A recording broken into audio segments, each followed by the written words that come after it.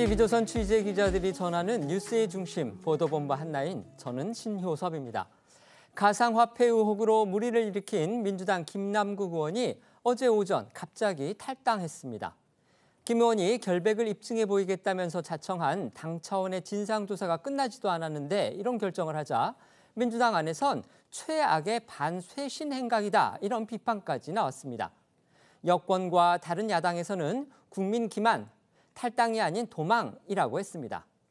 김 의원은 오늘 김어준 유튜브에 나와서는 모든 의혹을 홀로 광야에 서서 해소하겠다면서 또다시 수사기관의 의도적인 정보 유출을 주장했습니다. 지난 주말 국민에게 쇄신 의지를 과시하려다 김 의원의 난데없는 탈당 때문에 되레 만신창이가 돼버리고만 민주당 상황, 지금부터 집중적으로 다뤄보겠습니다. 조사단의 지금 조사에 임하고 있는데요. 다른 이야기 좀 저도 하고 싶은데 사실 어려운 건데요.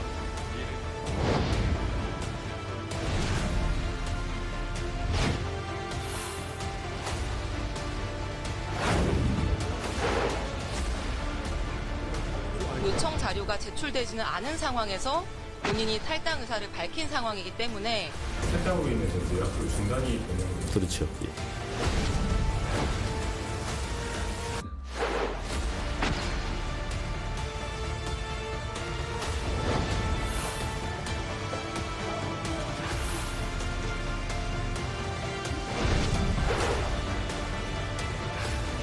진상조사와 당 징계를 동시에 피하려는 꼼수 탈당인 게 분명해 보입니다.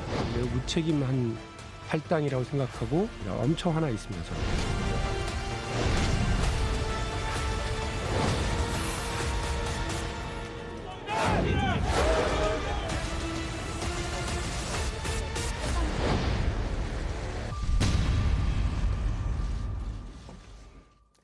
김남국 의원이 어제 전격적으로 민주당 탈당을 선언했습니다. 코인 보유 의혹이 불거진 지 나흘의 만인데요. 사과보다는 무소속으로 진실을 밝히겠다, 이 부분에 방점을 찍었습니다. 또 잠시라는 말을 2번이나 쓰면서 다시 돌아오겠다는 뜻도 강조했습니다. 물론 대국민 사과도 없었습니다. 네, 김남국 의원은 어제 자신의 SNS를 통해서 중요한 시기에 당에 어떤 피해를 줘선 안 된다고 생각했다며 민주당을 잠시 떠난다고 밝혔습니다. 앞으로는 무소속 의원으로서 부당한 정치 공세에 끝까지 맞서서 진실을 밝혀낼 것이고 허위 사실에 기반한 언론 보도들에 대해서도 법적 책임을 철저히 묻고 단호히 맞서겠다고 강조하고 나섰습니다. 하지만 코인 보유 의혹으로 논란을 빚은 것에 대한 사과 표현은 없었는데요. 대신 지지층을 향해 자신을 응원해줬는데 함께하지 못해서 너무나 죄송하다고 밝혔습니다. 또 민주당에 따르면 김 의원은 어제 오후 2시쯤에 탈당계도 접수했는데요. 당원 당규에 따라 탈당계가 접수되는 즉시 당원 자격이 소멸된다고 합니다.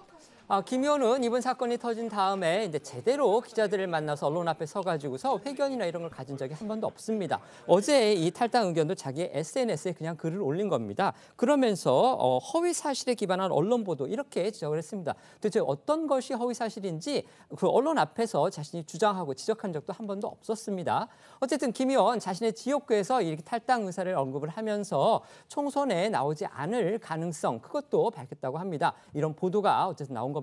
네, 맞습니다. 채널A 보도 내용인데요. 김 의원은 탈당계를 제출하기 하루 전인 지난 13일 자신의 지역구 사무실에서 긴급 상무위원회를 열고 탈당 의사를 먼저 밝힌 것으로 확인됐다고 전했습니다. 이 자리에서 김 의원은 상황상 내년 지역구 총선의 출마도 불투명해졌다며 사실상 총선 불출마 가능성도 밝힌 것으로 알려졌습니다. 이어 김 의원은 오늘 오전 진보 성향 방송인 김어준 씨가 진행하는 유튜브 생방송에 출연해서 자신의 탈당 배경 등에 대해서 다시 한번 설명을 했는데요. 김 의원은 법적인 문제와 정치적 도의적 책임은 별개의 문제라며 자신의 문제로 당에 누를 끼치는 걸 지켜보는 것이 힘들었다고 말했고, 당에 처음 진상조사를 요구한 것이 바로 자신이라며 관련 조사를 피하기 위한 것은 절대 아니라고 덧붙였습니다. 김남국 의원의 목소리 들어보겠습니다. 당 보호막 없이 적극적으로 싸우겠다, 그런 의미 아닙니까? 네, 지금까지는 자제해 왔지만 터무니없는 허위 사실 이런 부분에 대해서는 강력하게 싸울 생각입니다. 이게 당 차원의 진상조사로부터 도망가는 거 아니냐, 이런 지적도 있는데. 그렇지는 않고요. 처음에 당 진상조사를 요청한 게 바로 저였습니다. 피하기 위한 것은 절대 아니라고 말씀드리고 싶습니다. 김남국 의원의 탈당은요, 아까는 뭐 이제 지역구에서 그런 의사를 미리 밝혔다 이런 보도가 나오긴 했지만 어쨌든 거의 혼자서 내린 결정이다. 대다수의 당 지도부도 몰랐었다. 이렇게 지금 알려져 있습니다. 다만 일각에서는 이제 적어도 이재명 대표와는 사전에 논의하지 않겠느냐 이런 관측도 나왔습니다. 김 의원 다 아시다시피 이제 이재명 대표의 대학교 직속 후배고요. 그다음에 이 대표의 최측근 그룹인 7인회의 일원이죠. 또 지난 대선 기간에는 이재명 후보의 수행실장을 했을 정도로 최측근 참모였습니다. 네, 복수 언론 보도에 따르면 대다수 당 지도부들은 김 의원의 탈당 사실을 사전에 전혀 알지 못했고 언론 보도를 보고 알았던 것으로 알려지고 있습니다. 저희 TV조선이 취재한 바로도 지난 금요일까지만 해도 당 지도부 내에서 김남국 의원이 탈당해야 한다라는 기류는 없었다고 하고요. 권칠승 수석 대변인 역시 지도부들이 사전에 김 의원의 탈당 여부를 알았는지에 대해 묻자 잘 모르겠다면서 말을 아끼기도 했는데요. 권 수석 대변인의 목소리도 들어보겠습니다. 법적으로 탈당을 막을 방법은 없습니다. 그건 자유의사에 근거하는 거기 때문에. 지도부에는 혹시 탈당 의사를 사전에 밝히셨나요? 언제쯤 밝히셨나요? 그거는 저도 잘 모르겠고요. 저도 기자들 전화 받고 페북에 올렸다는 이야기를 들었으니까 최소한 거기까지는 제가 확인해 드릴 수 있습니다. 저도 몰랐습니다. 따로 당 지도부에서 권유로 탈당했다던가 이런 건 아닌 건가요? 그거는 제가 확인할 길이 없습니다. 그거는 김남국 의원 본인한테 물어보셔야 됩니다. 하지만 일각에서는 결백을 주장하던 김남국 의원이 당 진상조사와 긴급 윤리감찰이 본격화하기 직전에 전격 탈당을 결정한 걸 두고 이 당 차원의 조사나 감찰 등을 피하기 위해서 당 지도부와 사전 논의를 한 게 아니냐 이런 지적이 나왔습니다. 이제 뒤에 저희가 자세히 알아보겠지만 어제는요, 이 민주당의 이른바 쇄신 의원총회도 예정이 돼 있었습니다.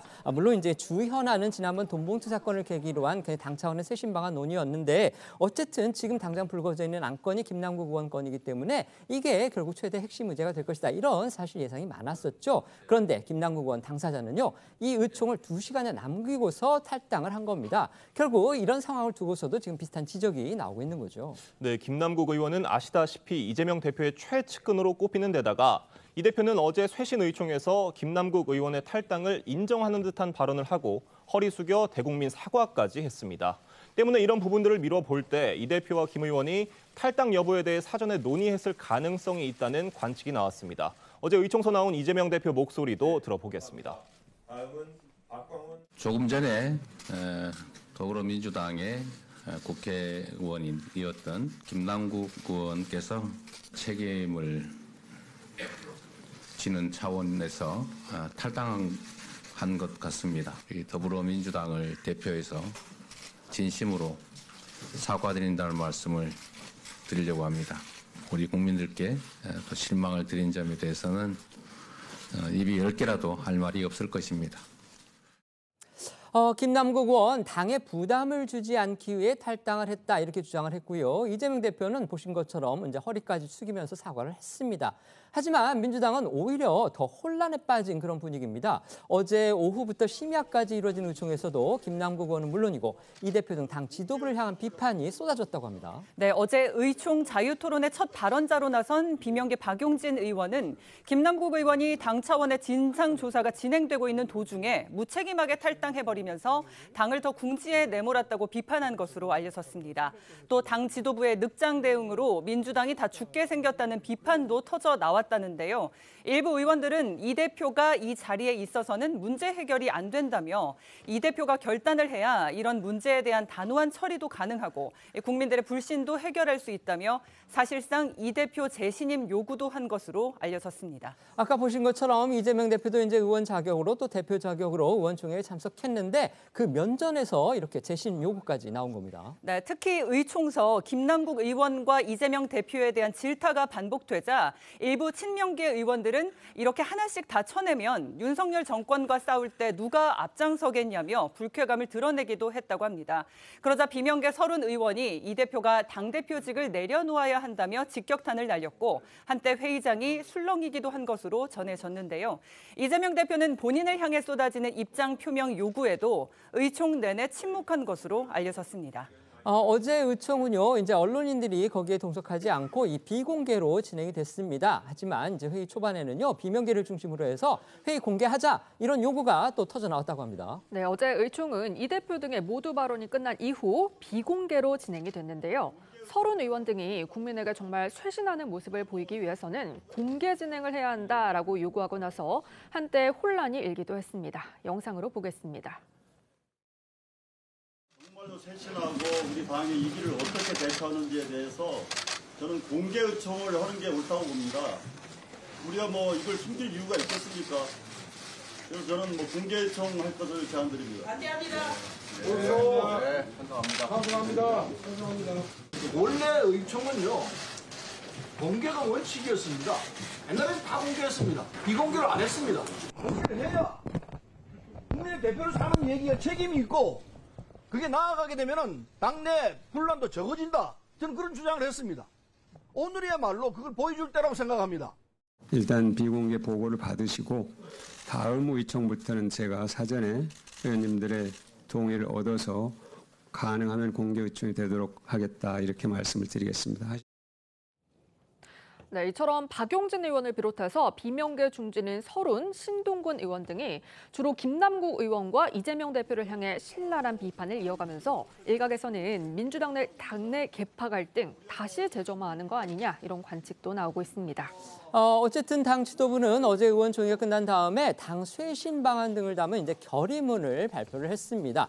이 대표 역시 오늘도 이제 후속 조치에 대해서 강조를 했는데요. 하지만 비명계에서는 미흡하다 이런 비판 여전히 나오고 있습니다. 네, 어제 민주당 쇄신 의총은 약 6시간에 걸쳐서 심야까지 진행이 됐는데요. 의총이 끝난 직후 박광원 원내대표는 의총을 통해 정리된 900여 자 분량의 결의문을 발표했습니다. 민주당 의원들은 이 결의문을 통해서 반성하고 변화하겠다, 국민 상식에 맞는 정치 윤리를 바로 세우겠다는 의지를 밝혔고요. 당의 윤리기구가 반부패기구로 거듭나도록 권한과 기능을 대폭 강화하고 독립된 지위와 위상을 부여하겠다는 등의 이 구체적인 쇄신안도 담았습니다. 이어 이재명 대표는 오늘 오전 열린 최고위 회의에서도 민주당 의원들이 어제 의총을 통해 총의를 모아주었다면서 이 앞으로 강력한 혁신 정책을 추진해 나가겠다고 다시 한번 강조했습니다. 오늘 나온 이 대표 목소리도 들어보겠습니다. 더불어민주당은 우리 국민들의 지지와 성원으로 존재합니다. 어제 의원총회에서 많은 국회의원들께서 총의를 모아주셨고 또 우리 더불어민주당의 당원과 지지자 여러분들께서 우리 민주당의 혁신과 개혁을 소망하고 계십니다. 국민과 당원 그리고 의원 여러분들 우리 당 구성원들의 의지를 존중해서 향후 강력한 혁신 정책을 추진해 나가도록 하겠습니다. 하지만 비명계에서는 의총 직후 발표된 결의문과 당 지도부의 후속 조치에 대해 비판의 목소리가 공개적으로 나오는 상황입니다. 박용진 의원은 오늘 한 라디오 인터뷰에서 결의문에 김남국 의원의 이름조차 언급되지 않았고 윤리위 제소도 촉구했는데 담기지 않았다고 반발했습니다. 또 박 의원은 김남국 의원이 탈당 후에도 의원들의 단톡방에 아직 남아 있었다며 나가달라는 요청까지 있었다고 전하기도 했는데요. 박용진 의원의 목소리 직접 들어보겠습니다. 우리가 논의 중에 나왔던 국회윤리위원회의 제소, 국회윤리특위의 제소를 왜 언급하지 않았느냐, 그거 넣어라라고 여러 명이 얘기했습니다. 당연히 들어가는 줄 알고 헤어졌는데 아침에 일어나서 확인해 보니까 그게 없어요. 이 최종적인 결의문을 보고 매우 불쾌해서 의원들 전체방에 그 어떻게 된 일이냐, 원내대표 이 부분에서 해명해 주시라 했는데 미흡한 점이 있다, 양해해 달라, 이걸로 지금 끝난 상태예요. 그 단톡방에 아직 남아 있더라고요. 어제 새벽에도 글을 쓰셨고, 그러니까 막 후속 논의가 진행되고 있는 방인데 그래서 어떤 분이 좀 나가달라고 했는데 나갔는지 안 나갔는지 아직 확인 못했습니다. 여당인 국민의힘은 김남국 의원의 탈당, 그것에 대해서도 그야말로 집중 포화를 퍼붓고 있습니다. 네, 국민의힘에서는 김남국 의원의 탈당을 두고 꼼수 탈당이고 꼬리 자르기라는 비판이 쏟아지고 있습니다. 강민국 수석 대변인은 논평을 통해서 돈봉투 의혹으로 송영길 전 대표와 윤관서, 이성만 의원이 탈당한 데 이어서 김남국 의원까지 탈당을 선언했다면서 이쯤 되면 민주당은 탈당이 면죄부 받는 만능 치트키라도 되는 줄 아는 모양이라고 꼬집었습니다.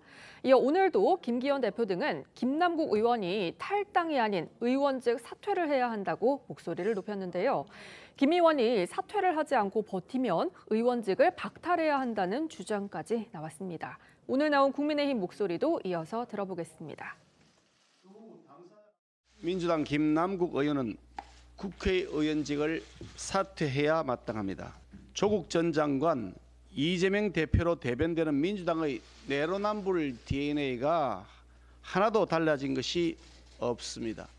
민주당 이재명 대표 본인이 권력형 부정부패 혐의로 검찰과 재판 법정을 오가는 신세인지라 김남국 의원에 대한 사퇴 요구를 회피하거나 주저하는 것은 아닌 것인가요? 아니면 혹시 이재명 대표 스스로도 김남국 의원의 코치에 따라 코인 투자를 하면서 투기를 했던 적이 있었기 때문은 아닌지조차도 궁금합니다.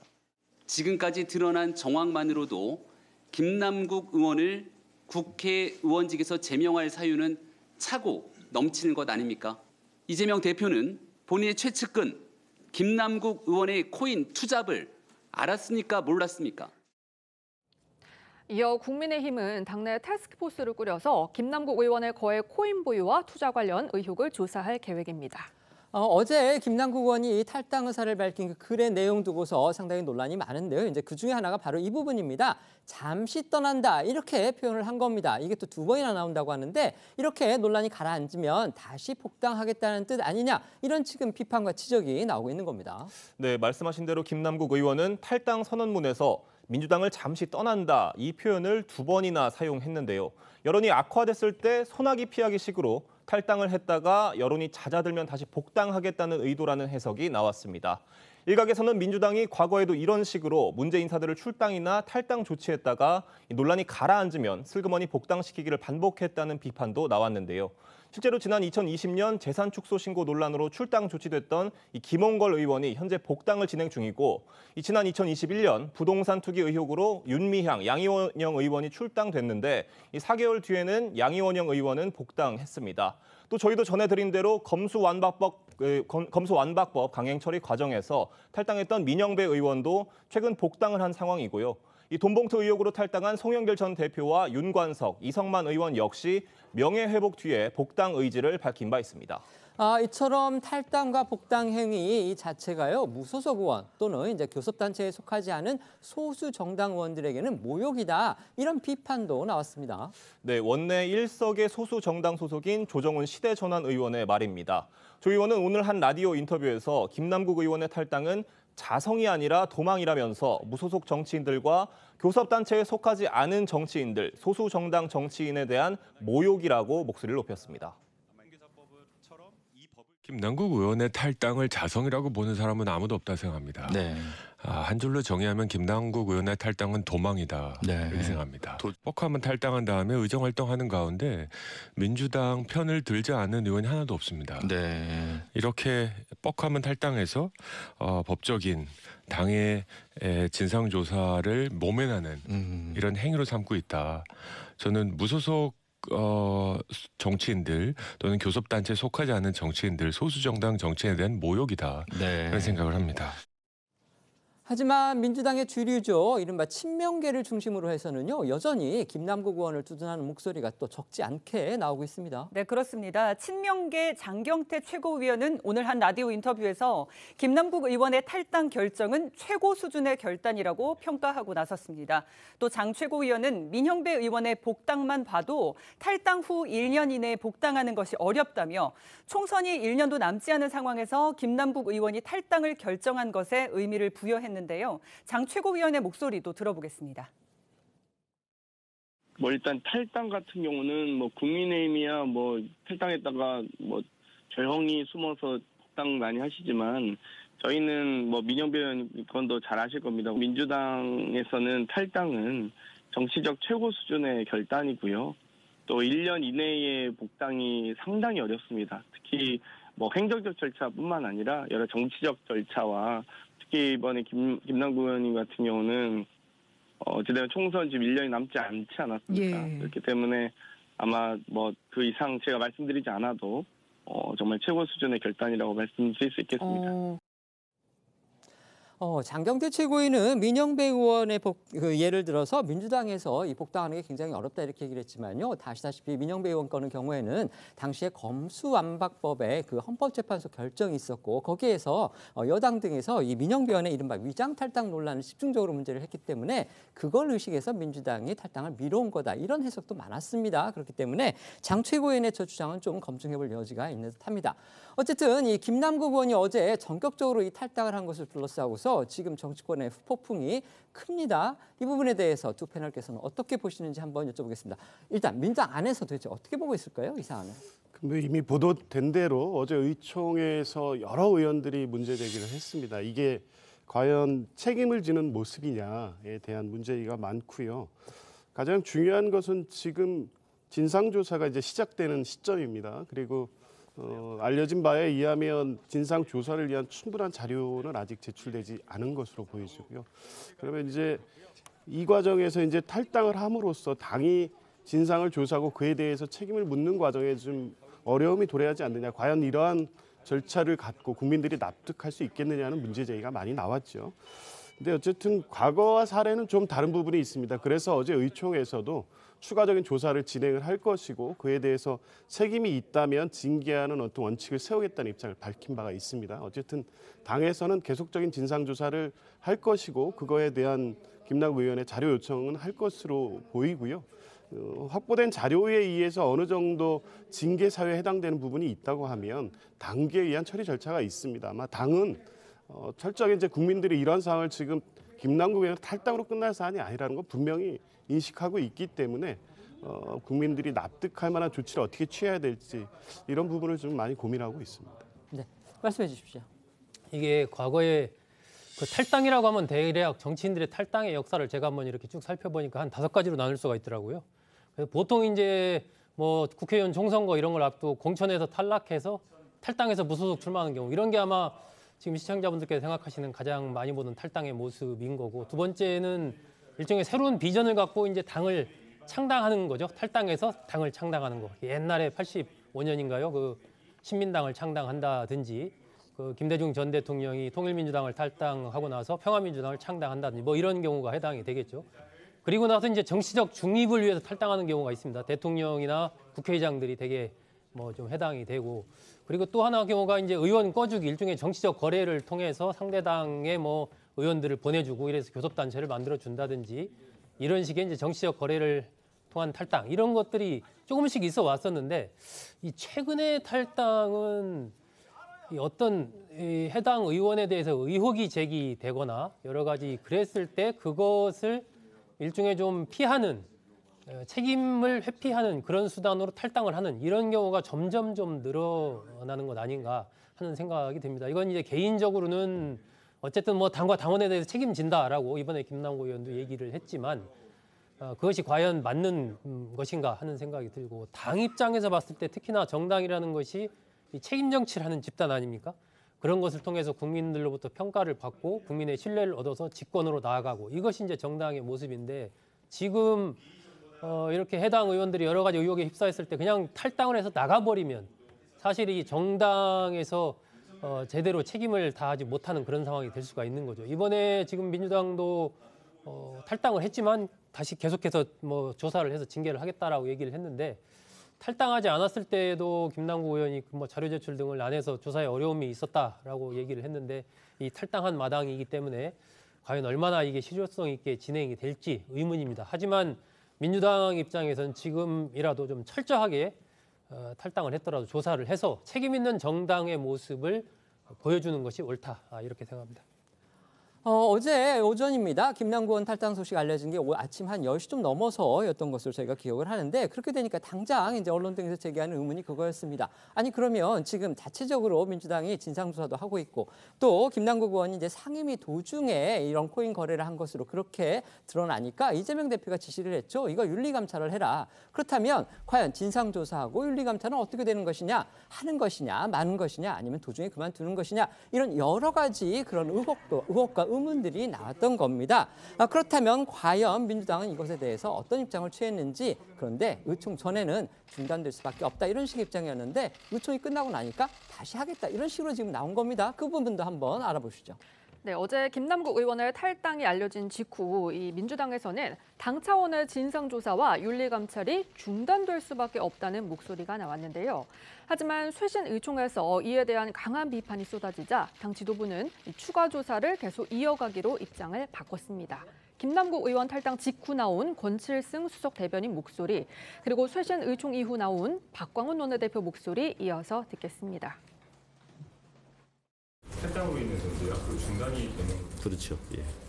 탈당으로 모든 일이 끝났다고 생각하지 않습니다.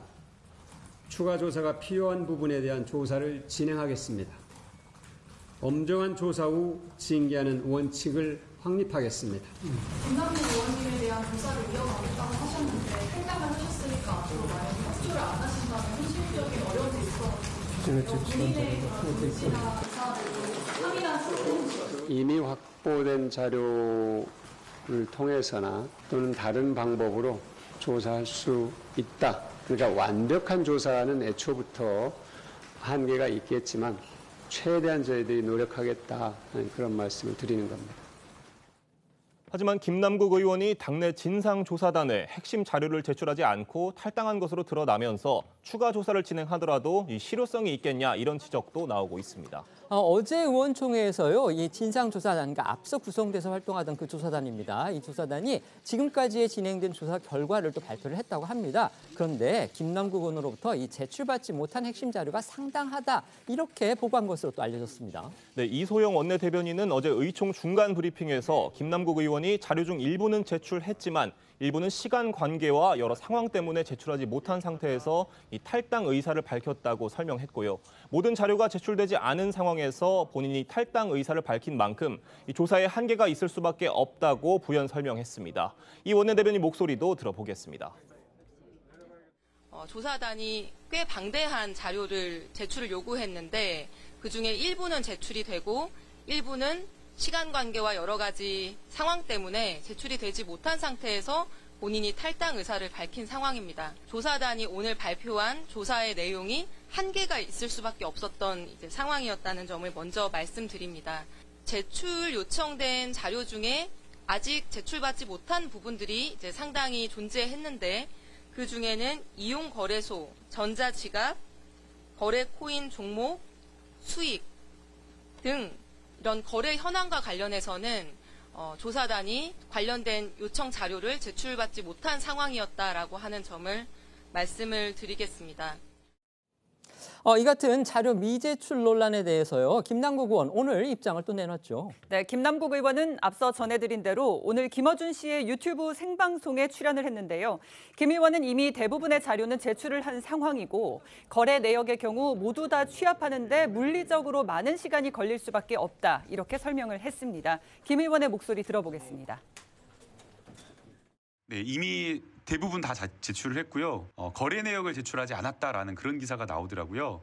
그런데 거래 내역 같은 경우에는 진짜 뭐 하루에도 이게 예컨대 천만 개를 거래한다라고 하면 체결이 1개, 2개, 100개, 1000개 막 이런 식으로 나눠져서 쪼개져서 하기 때문에 그것을 모두 다 취합해야 되는 문제가 있었습니다.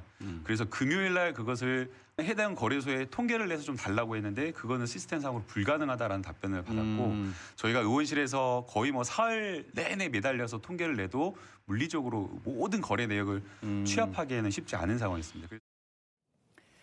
이와 관련해서 친명계 장경태 최고위원도 오늘 한 라디오 인터뷰에서 김남국 의원이 자료를 제출할 의사가 없었다고 보기는 어렵다며 시간 관계상 모두 제출하지 못했을 것이라고 주장을 했습니다. 아무튼 근데 민주당이요, 자체 조사를 계속 하겠다 지금 이렇게 밝혔기 때문에 그 결과 저희가 지켜봐야 할 것 같고요. 그런데 지금 비명계에서는요, 이 같은 조사 결과에 따라서는 의원직 사퇴까지 추진해야 한다 이런 지금 목소리가 나왔습니다. 네, 맞습니다. 비명계 이원욱 의원은 오늘 한 라디오 인터뷰에서 민주당의 조사 결과가 의원직 사퇴 문제까지 이른다면 당이 국회 윤리위원회에 제소하고 사퇴에 대한 결의를 추진해 나갈 것이라고 전망을 했습니다. 김남국 의원 아까 말씀드린 대로 지금 민주당에 자신이 결박하다면서 그거를 밝혀달라 그러면서 진상조사를 자체적으로 해달라 이렇게 이제 자청을 했던 상태였죠. 그래서 진상조사단이 꾸려지고 거기에 이제 외부 전문가까지 참여를 해서 진상조사가 이루어지던 상황이었는데 그게 끝나지 않은 상태에서 지금 김남국 의원이 탈당을 한 겁니다. 그런데요, 지금 그 탈당한 뒤에 민주당에서 발표를 했는데 아까 이소영 대변인이 얘기를 했죠. 제출 요청된 자료 중에서 아직 못 받는 부분이 상당히 존재한다. 그걸 이제 예를 들어서 이용거래소, 전자지갑, 코인 종목의 수익 등 거래 현황과 관련된 것이다. 이렇게 얘기를 한 겁니다. 근데 저희가 보기에는 이게 사실상 그 의혹의 핵심 부분이 아닌가 이런 생각이 드는데 막상 또 김남국 의원은 오늘 김어준 유튜브 방송에 나와서 이미 대부분 다 제출했다. 이렇게 또 다른 얘기를 한 겁니다. 이렇게 서로의 주장까지 지금 엇갈리는 상황에서 과연 민주당이 자체 진상조사를 계속 한들 과연 어떤 효용이 있겠느냐 이런 지적이 나올 수밖에 없는 겁니다. 어떻게 판단하십니까? 예, 어쨌든 최근에 계속 그 확대되고 있는 의혹의 핵심은 거래 내역과 관련된 부분입니다. 실제 자금이 초기 자금이 어떻게 형성이 됐고 그게 투자가 어떻게 이루어지고 거래소로 이전하는 과정 또 에어드롭 같은 방식으로 코인을 무상으로 지급받는 이런 여러 가지 문제들이 거래 과정에서 발생된 부분들이기 때문에 거래 과정 관련 자료가 제출되지 않으면 조사의 실효성은 문제가 될 수 있습니다. 그런데 김남국 의원이 의도적으로 회피하거나 그럴 것으로 보이지는 않고요. 본인이 그 탈당 입장문에 밝혔듯이 당에 피해를 주지 않겠다는 거 아닙니까? 그러면 당이 구체적으로 추가 조사를 통해서 어떤 조치를 취하겠다고 하고 자료 협조 요청을 한다고 하면 그 의혹이 집중된 부분에 관련된 거래 자료 같은 것은 필요한 범위 내에서 충분히 제출할 수 있다고 생각이 들고요. 본인 역시 아무런 거래에서 문제가 없다고 하니까 의도적으로 감출 이유도 없다고 봅니다. 어찌됐든 이제 이런 부분이 제출이 되면 적어도 지금 핵심 의혹이 되고 있는 부분에 대해 소명할 정도까지 될지는 모르겠습니다만 당이 이제 구체적인 조사를 통해서 징계하는 원칙을 세우겠다고 하는 부분은 거래 관련돼서 위법성 확인까지는 아니더라도 적어도 품위 유지 의무 위반이라든가 의원으로서 적절하게 행동을 했는지 또 이해 충돌의 소지가 있는지 정도에 대한 판단을 가지고도 징계 사유로는 참을 수 있고 만약 징계 사유가 된다고 하면 탈당을 했다고 하더라도 향후 복당 심사에 적용될 수 있는 이 징계 사실이 있다는 결정문을 채택하고 그걸 당원 자격 심사에 넘기게 돼 있습니다. 이제 이런 전체적인 과정을 보면 충분히 본인이 소명할 수 있고 문제가 없다고 하면 관련 자료를 추가 제출해서 당의 진상조사에 협조하는 것이 첫 번째고요. 당은 뭐 제출된 자료에 한계가 있다고 하더라도 지금 이제 밝혀진 사항만으로도 징계 사유에 해당된다고 보면 당규에 따른 절차를 좀 엄중하게 진행하는 게 맞다고 봅니다. 혹시 이건 이제 가능성인데요. 김남국 의원 자신 이제 법률가지 않습니까? 그리고 이게 지금 어쨌든 형사적인 부분까지 수사로 비화할 가능성 충분히 있고요. 근데 그런 걸 대비해서 본인의 어떤 그 혐의와 관련돼 있는 핵심 자료들을 갖다가 일부러 향후에 어떤 형사적인 수사나 이런 걸 대비해서 공개하지 않을 가능성 그런 가능성은 없습니까? 짧게 한번 부탁드립니다. 그럴 가능성도 배제할 수는 없죠. 근데 이제 당 조사에 제출된다고 해서 그 자료가 뭐 수사기관에 제출되거나 외부에 노출되는 것은 아니기 때문에 형사 이 수사에 대비하기 위해서 그것을 일단 공개하는 것을 좀 꺼리는 것으로 보기는 어렵고요. 뭐 지금 했던 대로 저는 뭐 일단 적어도 이 코인에 대해서 자세히는 알지는 못합니다만 거래 관련 자료라는 게 일목요연하게 무슨 은행 거래 자료처럼 그렇게 단순하게 정리되는 건 아니기 때문 문제. 본인 소명 그 부분에 한해서는 좀 납득이 가는 부분도 있습니다. 네, 말씀해 주십시오. 민주당으로서는 이 조사에 있어서의 출구 전략을 어떻게 취할 것인가 고민이 좀 많겠죠. 원래 최근 흐름 본다면 이번 사안 관련해서 지도부는 김남국 의원이 탈당했기 때문에 우리가 더 조사를 진행하기 어려운 것 아니냐. 처음에는 약간 이런 입장을 가지고 있다가 의원총회에서 의원들이 이거 책임 회피다라고 굉장히 강도 높은 비판이 지도부를 향해서 쏟아져 나오니까 결국은 끝나면서 조사는 계속 진행하겠다 이렇게 했기 때문에 그러면 이것을 어느 정도 실효성을 거두면서 발표했을 때 최소한의 어떤 국민들이 보기에 그래 나름 뭐 조사 한계는 있지만 조사했구나라는 그것을 가져가야 되는데 그걸 어떻게 그걸 만들어낼 것인가 그거에 대한 고민을 지금 하고 있겠죠. 근데 지금까지 보면 일단 김남국 의원은 뭐 대부분 제출했다라고 얘기하지만 민주당의 진상조사위의 소속 의원들은 많은 자료가 또 제출이 안 됐다라고 이게 서로 엇갈리고 있는 상황이거든요. 그런데 김남국 의원이 그동안의 해명에서 보면 여러 가지 좀 이 모순점들이 좀 있고 언론 보도를 통해서 계속해서 그런 부분들이 드러나고 있습니다. 일단 지갑의 존재가 언론에서는 한 4개 정도 거의 특정을 하고 있는 상황이고 김남국 의원은 지난번에 얘기할 때 위믹스 가상자산의 전부 잔고가 한 9억 원 정도, 9억 1천만 원 정도 된다라고 얘기를 했는데 오늘 아침 방송에서는 또 위믹스 잔고가 8억 9억을 얘기했기 때문에 그러면은 또 전문가들이 추적해본 다른 지갑에 있는 3억 정도 합치면 이건 또 뭐냐 여러 가지 계속해서 이게 김남국 의원의 해명과 좀 다른 얘기들이 쏟아져 나오고 있는 상황이기 때문에 김남국 의원이 얼마나 이 민주당 진상조사위의 조사에 진정성 있게 적극성 있게 응할 것인가도 이제 하나의 변수이기 때문에 아마 민주당 지도부로서는 이 부분에서 좀 고민이 있을 것 같습니다. 네. 김남국 의원 논란과 관련해서 주말 사이에 불거진 이제 새로운 의혹들도 살펴볼 텐데요. 최소한 2년 전부터 민주당 내부에서는 김남국 의원이 코인으로 돈을 벌었다 이런 소문이 아주 파다했다는 보도들까지 나왔습니다.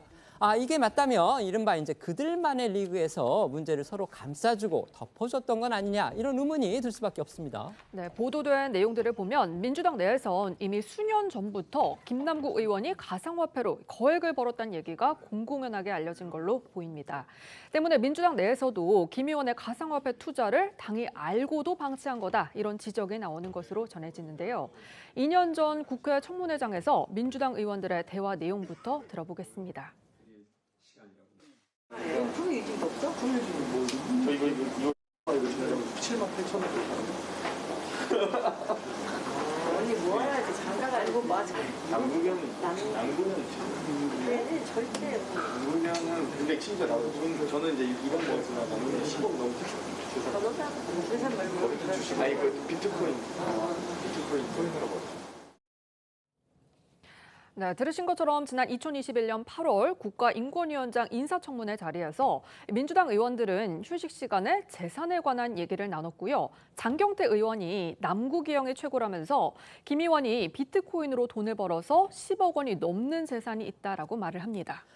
저처럼 이제 카메라가 돌고 있다. 이때 어떤 말씀이냐면요. 보통 이제 저런 상임위가 열리면 각 방송사에서 그 녹화를 하기 위해서 카메라를 거기에 이렇게 비치를 해놓는데 그 카메라가 계속 켜진 상황에서 회의는 이제 휴회 중이었지만 그 카메라가 돌아가고 있는 상황에서 의원들이 저렇게 대화를 나눴던 겁니다. 이렇게 카메라를 의식하지 않고서도 저렇게 대화를 나눌 정도라면 굳이 숨길 필요가 없었던 거 아니냐 이런 생각이 들 수도 있는데 비트코인으로 돈을 벌었다는 것 결국 김 의원 본인께서 듣지 않았으면 과연 알 수 있었겠느냐 이런 생각도 드는 겁니다. 장 의원이 김 의원에게 직접 들은 건지는 확인할 수 없지만요.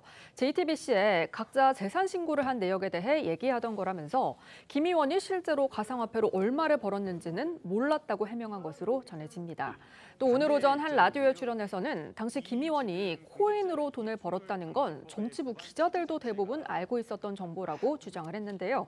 장 의원의 이야기 들어보겠습니다.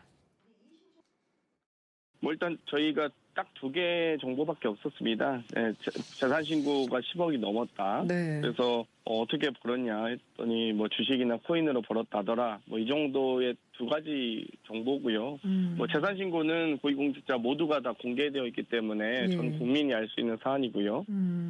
코인으로 벌었다더라 이런 건 사실 정치부 기자라면 대부분 다 저는 한 번쯤은 들어봤을 내용입니다. 대부분 다 그 정도의 정보는 다 있었던 것으로 알고 있습니다. 여기에 지난해 4월 민주당을 떠들썩하게 했던 최강욱 의원의 짤짤이 발언 배경에도 김남국 의원의 코인 거래가 있었다는 주장이 나왔습니다. 당시 최 의원의 이 문제의 발언은요, 그 당의 동료 의원들과 함께 이제 화상 회의를 하던 도중에 나온 그런 발언이었죠. 네, 당시엔 최 의원이 김 의원에게 성희롱을 한 게 아니냐는 의혹이 제기됐고 최 의원실은 짤짤이를 하고 있느냐고 말한 것이라고 해명했지만 납득하기 어렵다는 지적을 받았었는데요.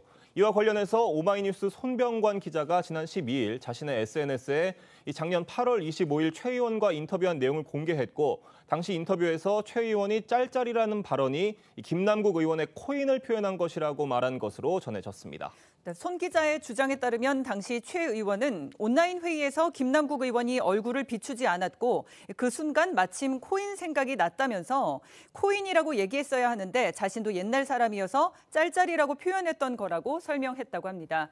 또 김 의원이 재테크에 관심이 많아서 코인 투자를 했고 코인 값이 올랐다고 자랑할 때도 있었고 자기 것은 팔았는데 다른 사람 것은 올라서 속상하다는 이야기도 들었다면서 자신이 이런 이야기를 밖에다가 해버리면 불똥이 김 의원으로 튈 것 같아 차마 그 이야기까지는 못하겠더라라고도 말했다고 하는데요.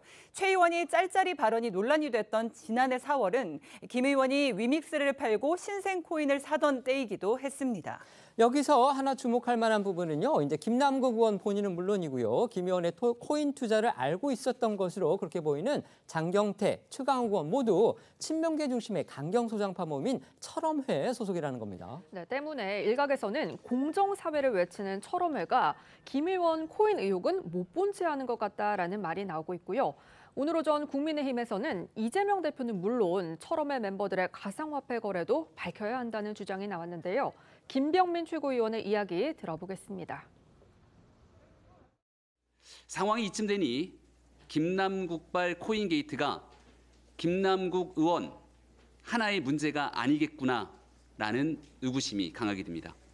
이재명 대표는 물론 김남국 의원의 정치 공동체였던 철험회 멤버들부터 가상화폐를 거래한 적이 있는지, 있다면 어떤 코인을 얼마나 거래했는지 여부에 대해서 즉각 국민 앞에 밝히기를 바랍니다.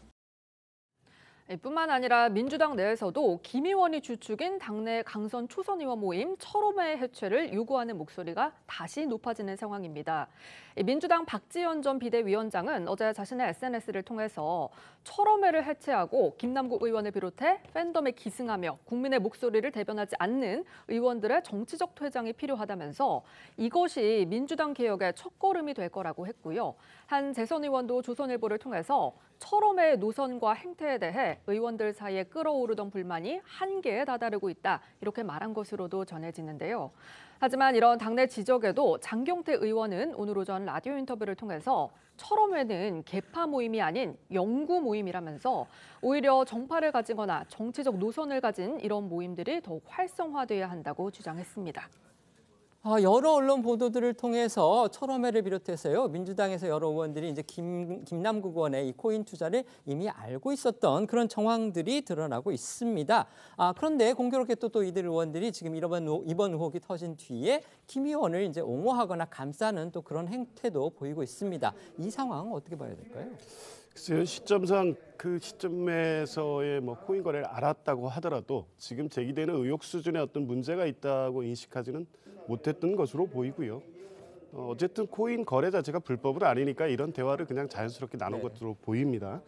근데 어찌됐든 이 주식 백지 신탁을 한다거나 국회의원의 재산 관련돼서 공개를 하고 엄격히 관리한다는 건 전제돼 있는 거 아닙니까? 그러면 의원들 사이에서도 어떤 의원이 상당하게 어떤 코인 거래를 하고 있다고 하면 이게 윤리적으로 문제가 될 수 있다는 부분에 대해서 스스로 지적도 하고 자정할 수 있는 분위기가 형성됐어야 되는데 그런 부분이 없었다는 부분이 좀 아쉽고 그것이 이제 지금의 문제까지 불거진 게 아닌가라는 생각은 들고요. 적어도 불법은 없었다고 하더라도 상임위장에서의 거래라든가 또 그 금액의 상당한 부분 또 관련돼서 법률의 이해충돌 소지도 지적받고 있는 여러 가지를 고려하면 당내의 어떤 윤리의식의 강화 이런 부분은 당에서도 단순하게 추상적인 혁신 선언에 그칠 것이 아니라 실효적으로 이런 부분이 발생하지 않을 수 있는 구체적 대책까지 마련되어야 된다고 봅니다. 네, 말씀해 주십시오.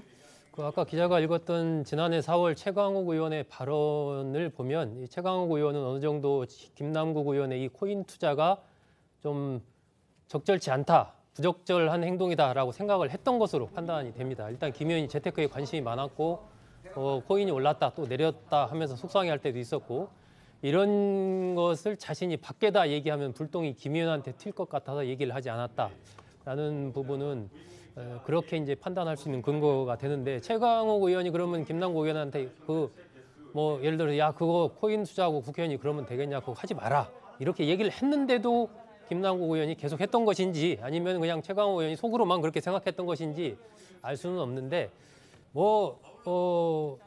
굉장히 가까운 사이라고 해도 사실 이런 투자의 내역을 정확하게 알기는 좀 어렵죠. 그렇죠. 그건 구체적으로 이 정도 60억, 80억 이렇게 되는 정도 그런 것을 김남국 의원이 할 거라고 아마 예측하기는 쉽지는 않았을 것 같습니다. 하지만 일반적인 행태로 봤을 때 저 친구가 코인에 관심이 많고 코인 투자를 좀 많이 하고 이렇게 하는 것은 좀 쉽게 어느 정도 인지를 할 수 있었을 텐데 주변에 가까운 의원들이 이런 어떤 위험성을 좀 정확하게 공지를 본인한테 인지를 좀 시켜주고 진작에 이런 것을 단도리를 좀 하고 했더라면은 좀 하지 못하도록 그렇게 했더라면 오늘 같은 상황까지는 오지 않았을 것 같다는 생각이 좀 듭니다. 네, 단돌이라는 표현은 저희가 단속 정도로 바꾸겠습니다.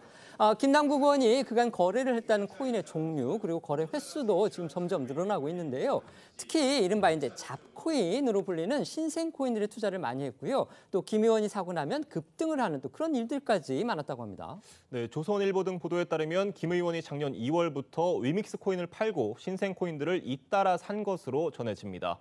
그런데 말씀하신 것처럼 김 의원이 당시 새로 투자한 신생 코인들은 위믹스에 비해서 가치가 떨어지거나 수익성이 불투명해서 이른바 잡코인으로 분류되는 가상화폐들이 대부분이었다고 합니다. 더 놀라운 건 김 의원이 이 코인들을 구매한 뒤에 일부 코인은 사흘 만에 가격이 3배로 뛰었다는 건데요. 이를 두고 가상화폐 업계 일각에서는 이 정상적인 투자가 아니라 수상한 투기라는 의심이 둔다는 말도 나오는 것으로 전해집니다. 조선일보에 따르면 김 의원이 지난해 2월 위믹스 코인을 팔고 사들인 코인은 30억 원어치를 한 번에 사들인 클레이페이와 게임 관련 코인 마블엑스, 잼허브 등 40여 종이라고 합니다.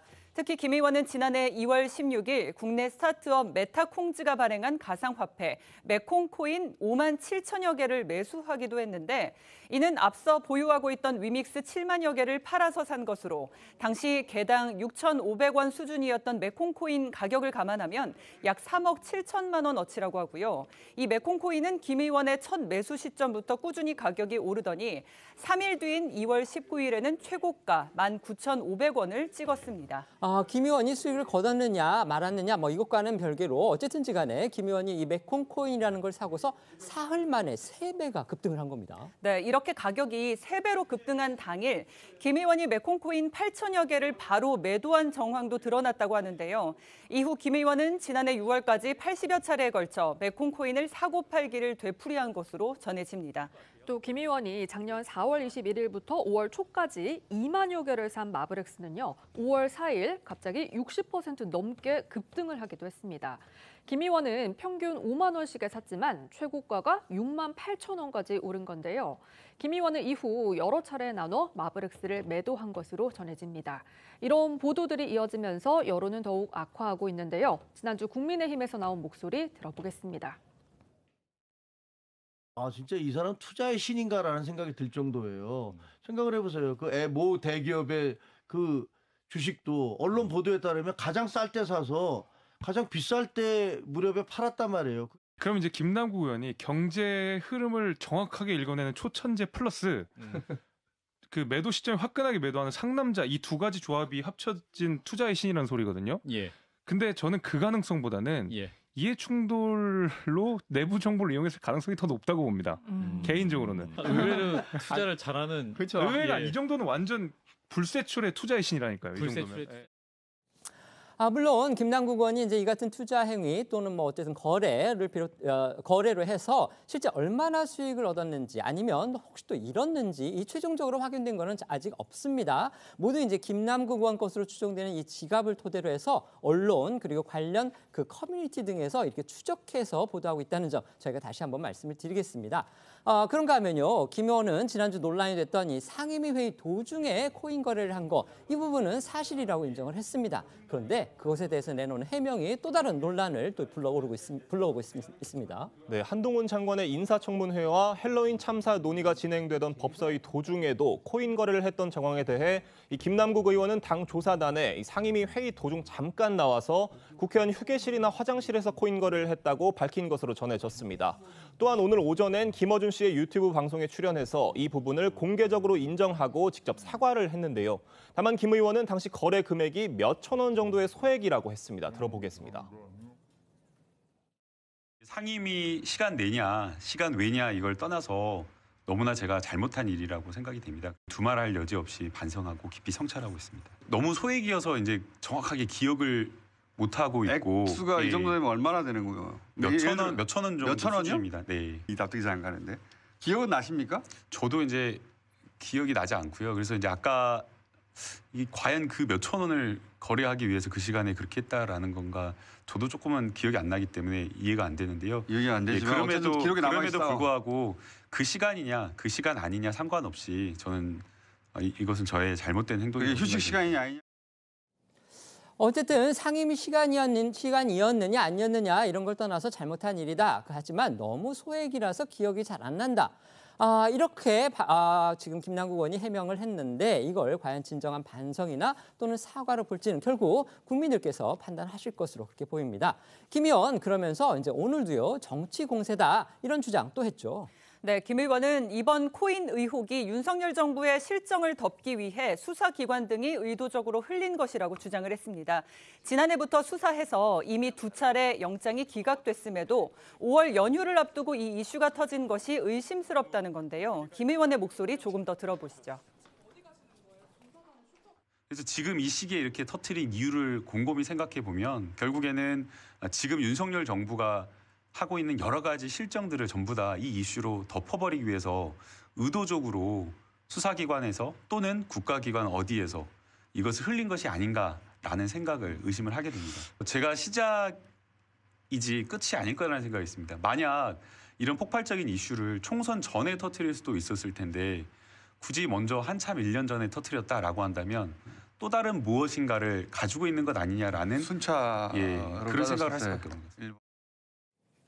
이번 사건이 처음 터졌을 때는요, 김 의원이 그랬죠. 한동훈 검찰 작품이다 이렇게 주장을 했었고 당시에 한 장관 누가 코인 사라고 했느냐 이렇게 받아쳤었죠. 네, 이처럼 김 의원이 해명과 사과를 반복하면서도 정치 공세 주장을 이어가자 민주당 내에서도 사법 리스크 돌파구로 정치 탄압 프레임을 앞세운 이재명 대표의 대응 방식과 판박이라는 비판이 제기되고 있습니다.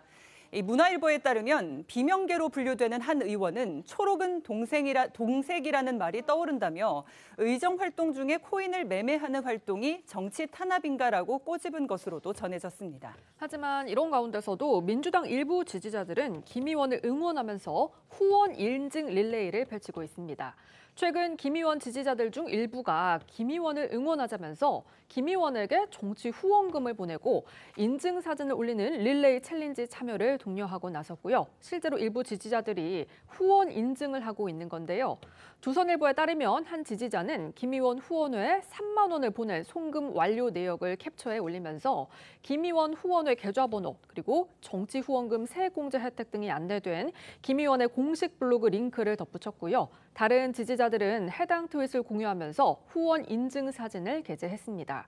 또 진보 성향의 다른 온라인 커뮤니티에도 비슷한 글이 다수 올라와 있는 것으로 전해지는데요.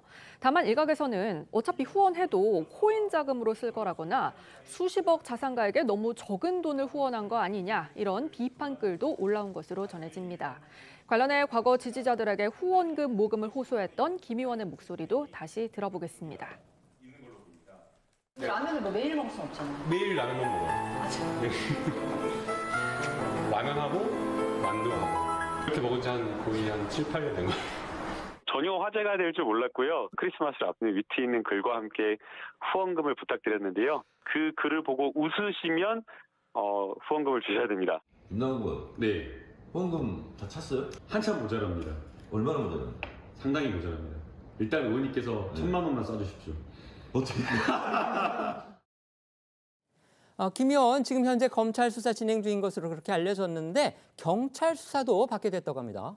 네, 경찰이 김 의원의 코인 의혹과 관련해 금융실명법 위반 혐의 등 수사에 착수한 것으로 전해집니다. 앞서 시민단체 서민민생대책위원회가 김 의원을 이 금융실명법 위반, 명예훼손, 사기 등 혐의로 고발했고 서울경찰청이 이를 서울 영등포서에 배당한 건데요. 경찰은 이미 김 의원에 대한 수사를 진행 중인 검찰과 별도로 내부정보 이용과 이 대가성 여부, 정치자금 사용 등 김 의원에게 제기된 의혹들을 중점적으로 살펴볼 것으로 예상됩니다. 김남국 의원 현재 지금 코인과 관련해서 어느 정도 수익을 거뒀고 얼마나 갖고 있는지 저희가 알 수는 없습니다. 하지만 공식적으로 지금 신고한 재산 액수만도 10몇 억이 됩니다. 그런데 이번 코인 의혹이 터진 뒤에 지금 일부 민주당 지지자들 사이에서는요. 김 의원을 응원하는 또 후원금 인증 릴레이가 이어지고 있다고 합니다. 이건 또 어떤 배경일까요? 어쨌든 사건 초기에 이 관련된 내용이 이제 최초 보도되게 된 여러 경위상 김남 의원이 얘기하는 것처럼 어떤 의도가 있지 않느냐는 부분이 아마 지지자들한테는 어느 정도 좀 그런 부분이 있는 것 같습니다. 그리고 그 외에도 이제 여러 가지 김남 의원이 해왔던 활동에 대한 지지자들이 있기 때문에 그런 건데 이 부분은 자꾸 정치 문제로 확대하지 말고요. 본인이 필요하면 이에 대한 법적 조치를 취하면 됩니다. 이제 이렇게 해서 오히려 당이 좀 더 어려움이 초래되는 부분이 있기 때문에 이런 부분은 향후에 이제 뭐 당원은 아니기 때문에 어떻게 당원은 아니기 때문에 이제 어떤 조치를 취할지는 모르겠습니다만 정치 탄압을 얘기하기 위해서는 그만한 구체적인 근거를 갖고 얘기를 하시는 게 맞을 것 같습니다. 네, 말씀해 주십시오. 일단 뭐 이런 사안이 불거졌을 때 정치 수사다, 정치 탄압을 받고 있다 이렇게 주장하는 것은 가장 쉬운 방식이죠. 하지만 이번 사안의 경우에는 민주당 지도부가 좀 늦장 대응하고 또 김남 의원 스스로가 불성실한 어떤 부실한 해명을 통해서 이슈를 더 키운 이런 측면도 있고요. 아주 기본적으로는 국회의원이 이렇게 큰 규모의 코인 투자를 했다는 것 자체가 어쨌든 부적절하다라는 것에 대한 비판은 뭐 피할 길이 없는 거죠. 네. 김남국 의원의 코인 논란 악화 일로인 상황에서요. 민주당이 짊어지고 있는 또 다른 사법적 리스크, 바로 전당대회 돈봉투 의혹입니다. 검찰의 수사 속도가 지지부진하다 이런 지적이 없지 않았는데 마침내 이번 주에 얼마 전 민주당을 탈당한 현역 국회의원들부터 소환을 시작한다고 합니다. 네, 우선 소환 대상자는 이미 피의자로 입건한 윤관석 의원과 이성만 의원입니다. 언론 보도에 따르면 돈봉투 의혹을 수사 중인 검찰이 두 사람을 이르면 이번 주에 불러서 조사할 것으로 보이는데요. 앞서 검찰은 이성만 의원과 내일 출석을 협의했지만 국회 일정과 겹쳐서 다른 날짜를 조율 중인 것으로 알려졌습니다. 관련해 검찰 관계자는 여러 변수가 있지만 머지않은 시점에 신속히 조사해야 한다는 입장이라고 설명했다고 전해졌고요.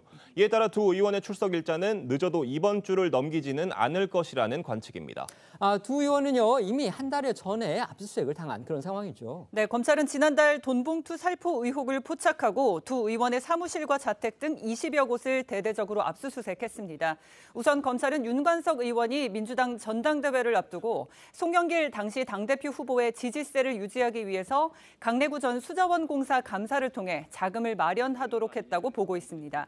이렇게 마련된 6천만 원이 돈봉투 20여 개에 담겨 윤 의원을 통해 현역 의원들에게 뿌려진 정황도 녹취록을 통해 드러났고요. 이성만 의원 역시 강 전 감사 등과 공모해 돈을 끌어온 뒤 모두 900만 원을 선거운동 관계자들에게 살포한 혐의를 받고 있습니다. 이와 관련해 공개된 녹취 파일 내용을 다시 들어보시죠. 관석이 형이 꼭 돈을 달라고 하면 뭐 한 2천만 원 주고 저녁 먹을 때쯤 전화 올 거예요. 그러면 10개 주세요. 이따가. 누구한테? 윤한테? 예. 어디세요 지금? 제가 뭐 잠깐 뵈야 돼서. 나는 지금 여기 앞에 에서 의원들하고 약속이 있어서 나가는 중인데. 앞에서 앞에서 잠깐 봬요. 오빠 똑같이? 그렇지. 어제 그만큼? 그래서 내가 여기 5명이 빠졌더라고. 오늘 안 나와갖고. 그래서 오늘 빨리 그래야지 내가 여기 회관 돌아다니면서 만나서 처리하거든. 그래. 지난번에 얘기했던 거는 일단 저기서 박도하고 다 얘기를 했어. 그냥 내가 받아서 내가 좀 줄 거야. 아니 그렇게 하지 마. 왜? 오빠가 받아서 나한테 줘. 그냥 송이 때 바로 같이 얘기했는데. 우리 또 팀에 와서 또 오빠 또 수금 전달하고 하느라고. 아니 뭐 그거 아는 사람이 그런 거나 서포트나 해야지.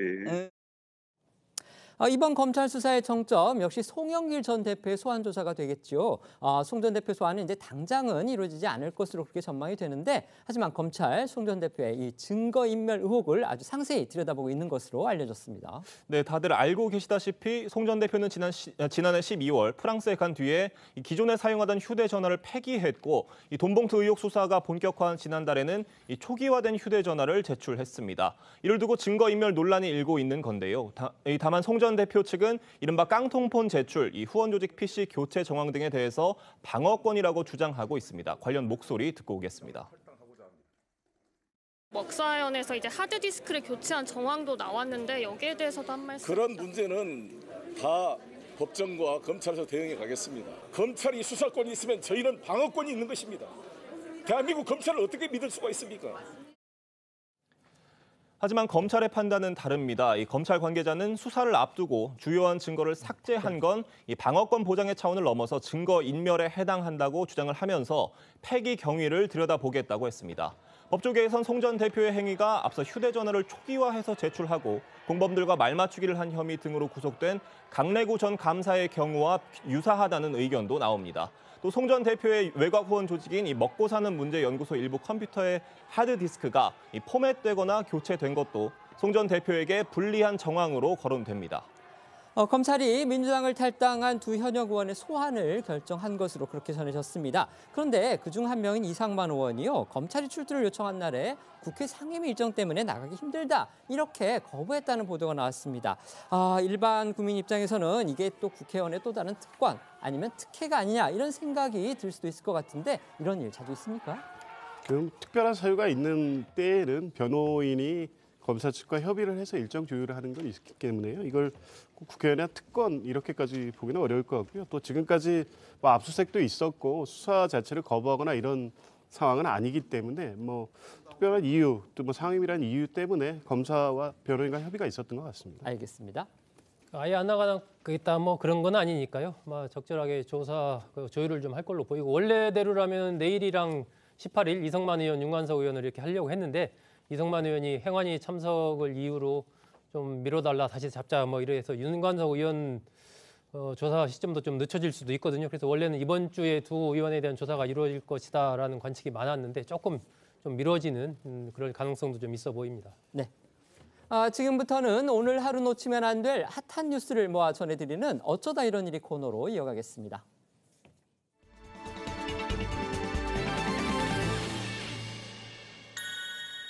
첫 번째 키워드는요. 청계천서 기지개인데요. 이명박 전 대통령이 오늘 사면 복권 이후 세 번째 공개 행보에 나섰습니다. 네, 이 전 대통령은 오늘 옛 참모 등 40여 명과 함께 청계천 걷기 행사에 참석을 했습니다.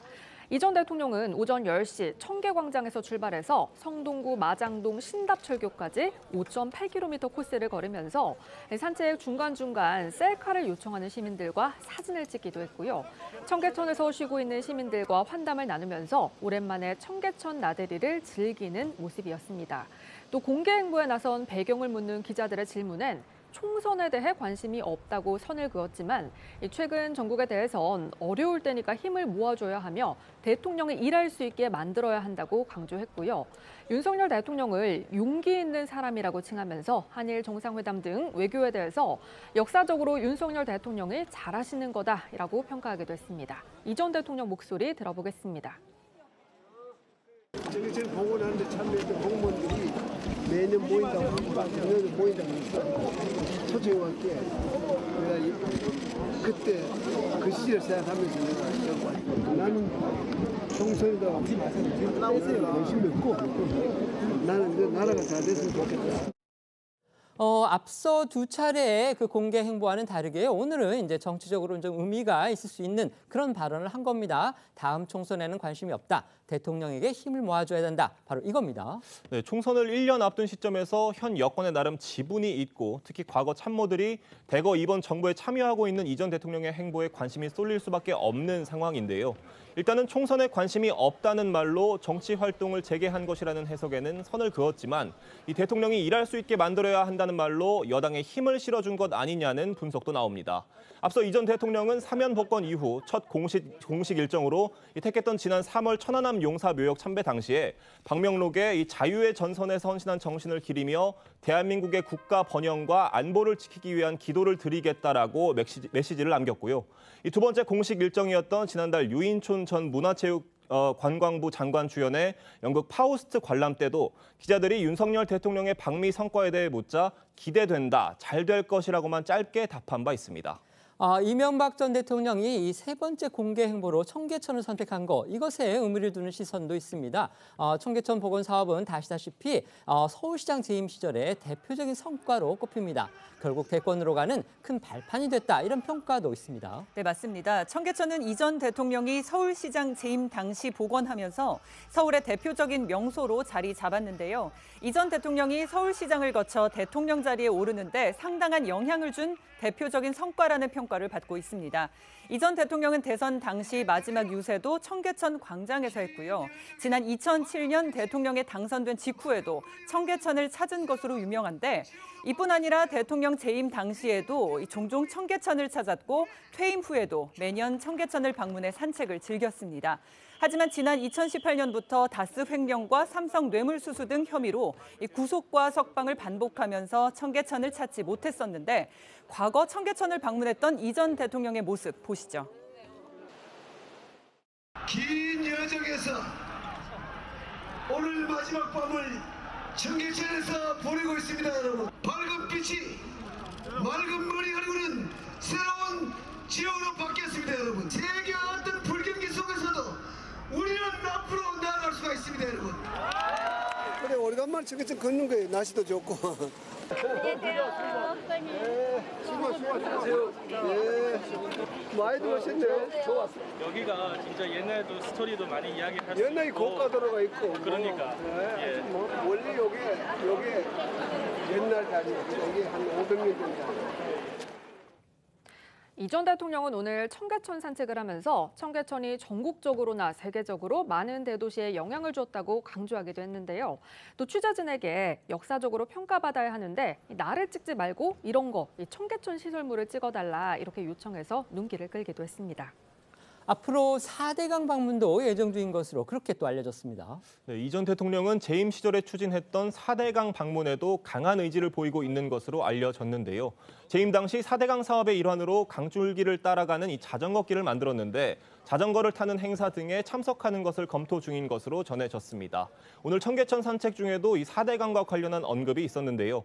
우기가 오기 전에 4대강에 갈 거라고 말하면서 문재인 정부 시절 추진된 이 4대강 보호 해체에 대해서는 해체다 뭐다 하는 건 정치 행위다. 우리 국민들, 시민들이 지켜줄 것이라고 강조했습니다. 두 번째 키워드는요, 쌍둥이 850명 집합입니다. 이거 어떤 내용입니까? 네, 지난 주말 서울대학교 운동장에서 특별한 행사가 열렸습니다. 쌍둥이부터 사둥이까지 2016년부터 2021년 사이 서울대병원에서 태어난 다태아 850명이 한자리에 모인 건데요. 똑 닮은 얼굴로 같은 옷까지 맞춰 입고 온 쌍둥이와 삼둥이들은 뽀로로를 보고 흥에 겨워 율동을 따라추는가 하면 운동장 곳곳에 설치된 놀이기구를 타면서 봄 소풍을 만끽했고요. 행사장에는 닮은 얼굴들이 내는 웃음소리로 가득했습니다. 영상으로 보고 오겠습니다. 손 흔들어주세요. 손 흔들어봐. 사랑해요.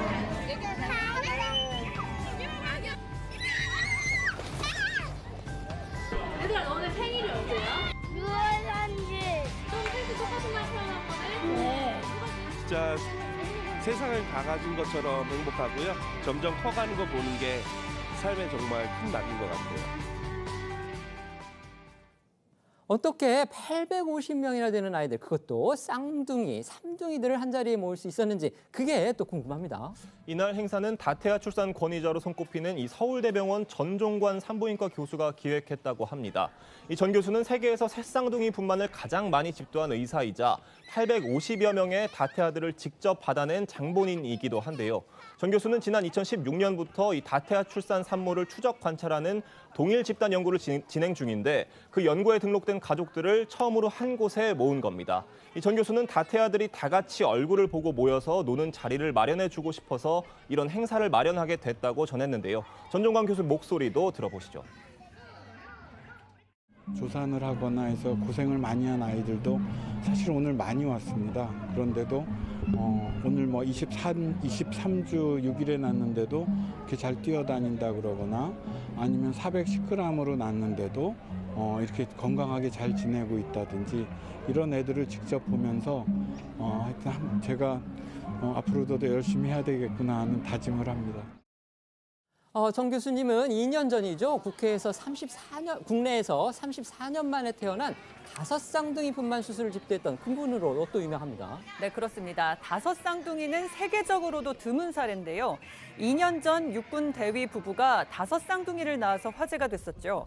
당시 다 낳기에는 위험하다는 우려도 있었지만 전 교수는 누가 얼마나 훌륭하게 클지 모르는데 애들한테 기회를 줘야 하지 않겠냐는 말로 5을 다 낳으려는 부모의 뜻을 지지해줬다고 합니다. 실제로 행사에 모인 가족들 가운데 다른 병원에서 다태아 중 하나는 포기해야 한다는 걸 받아들일 수 없어서 마지막으로 전 교수를 찾는 경우가 많았다고 하는데요. 그래서인지 한 쌍둥이 가족은 아이들이 태어나는 순간부터 성장 과정을 담은 성장 앨범에 전 교수의 사인을 받기도 했었고 한 네 쌍둥이 엄마는 전 교수님을 보자마자 눈물부터 왈칵 쏟아내며 감사의 마음을 표현하기도 했습니다. 세 번째 키워드입니다. 내가 뭘 뽑은 거지? 이건 어떤 내용입니까? 네, 브라질의 한 휴게소에 설치된 인형 뽑기 기계에서 한 남성이 예상치 못했던 선물을 뽑아 화제인데요. 영상 보시면요, 이 남성이 뽑기 기계에서 인형을 집어 투입구에 떨어뜨리자 바로 그 순간 고양이 한 마리가 기계에서 툭 튀어나옵니다. 놀란 남성과 달리 고양이는 어슬렁어슬렁 걸어가다 몸을 쭉 뻗고 기지개까지 켜면서 여유를 부리는데요.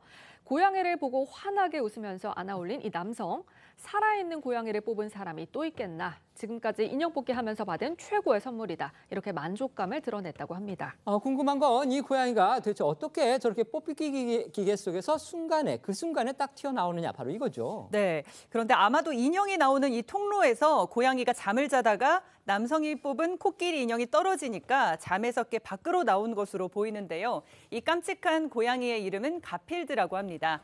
인형 뽑기를 한 이 남성은 운명처럼 나타난 가필드를 집으로 데려가고 싶어 했지만 휴게소 직원들의 보호를 받고 있어서 입양은 아쉽게도 불발됐다고 합니다.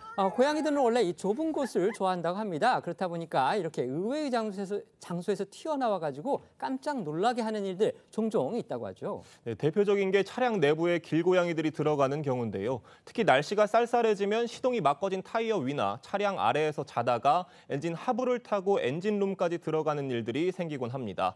이렇게 엔진룸에 들어간 고양이는 종종 차가 움직여도 나오지 않아서 고양이의 생명과 차의 위험을 초래하기도 하는데요. 때문에 차를 운전하기 전엔 이 본네트를 가볍게 퉁퉁 두드리는 방법으로 고양이를 깨워서 엔진룸 밖으로 나오게 하는 방법을 쓰기도 합니다. 저희는 1분 뒤에 다시 돌아오겠습니다.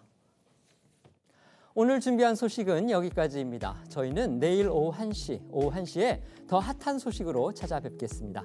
시청해 주셔서 고맙습니다.